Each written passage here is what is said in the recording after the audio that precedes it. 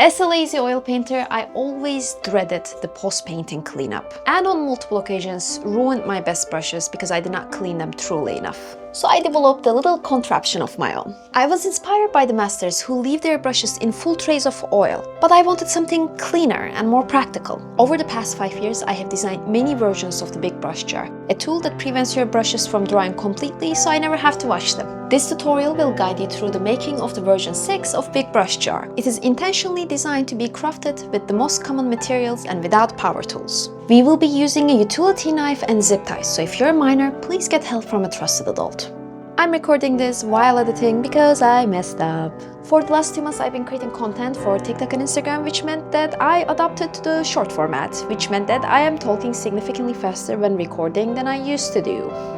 Because of this tutorial ended up being significantly more fast-paced than any tutorial should be and more fast-paced than I would like as a teacher. I'm really sorry. To make up for this, I created a printable worksheet. It is linked below. It has a shopping list and detailed instructions to make it a little easier to follow and do on your own. I am genuinely a little embarrassed about this, and I promise you that this won't happen in the future. The primary supply list uses accessible and beginner-friendly materials. The alternative supplies I will be mentioning are more specialized and difficult to handle. You'll be needing a wide mouth jar with a thick plastic lid. These lids are safer and easier to cut and attach parts to. The jar should be deep enough to submerge your largest brushes to the middle of their metal part. This part is also called the ferrule.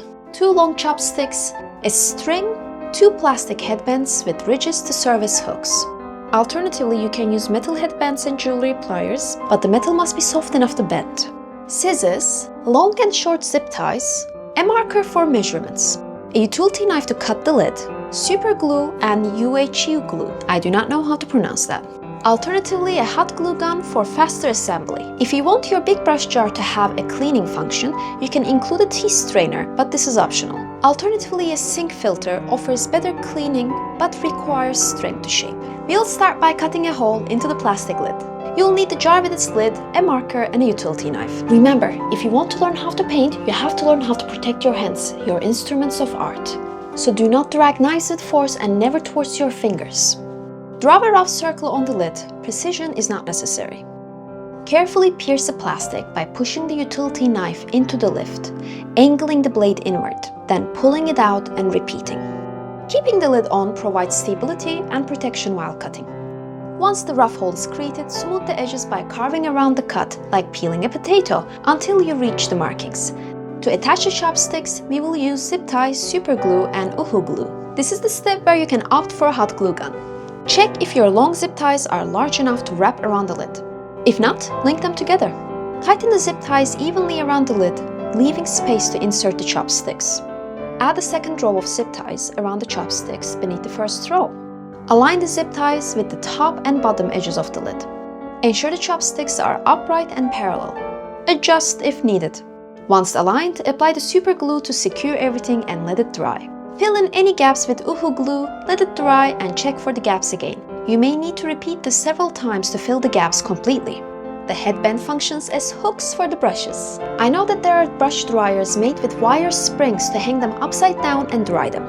I have tested them and found that they cannot accommodate thicker brush handles, and they hold significantly less brushes than this design. I'm using a plastic headband to keep this tutorial beginner friendly. You may opt for a wire one. Measure the headband across the lid, from one chopstick to the other. Mark or count the extra ridges.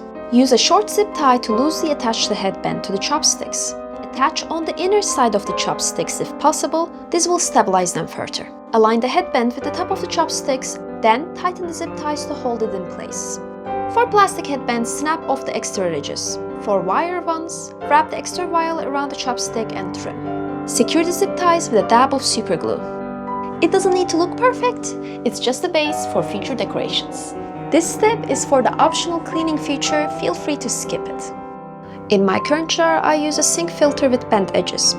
By brushing gently on the strainer, I can remove excess pigment from my brush. The pigment then sinks to the bottom. A sink strainer is ideal as it allows pigment to sink faster and maximizes jar space. However, shaping it requires significant force with pliers.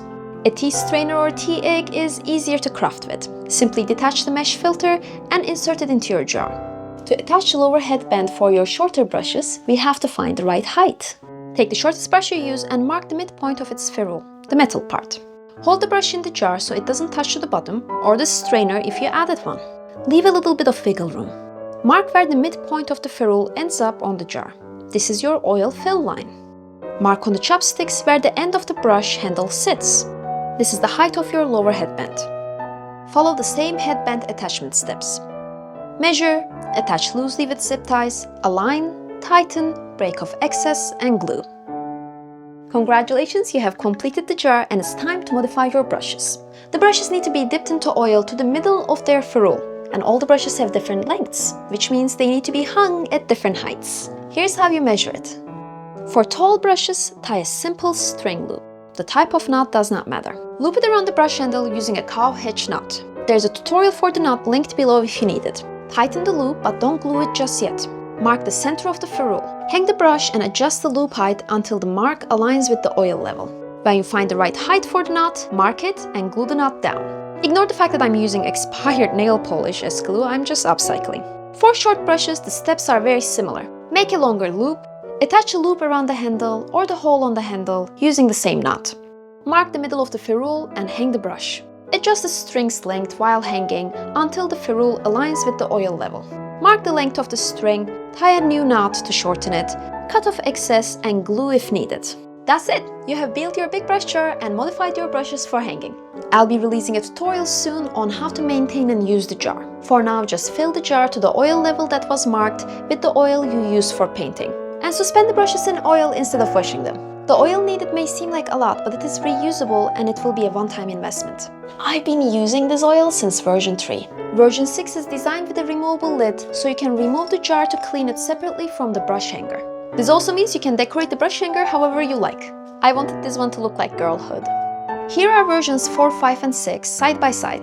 A humble little invention, now 6 iterations in. I'm looking forward to seeing your versions. Please share in the comments any questions you have or obstacles you have encountered during crafting these. I'll assist where I can and your feedback will shape version 7.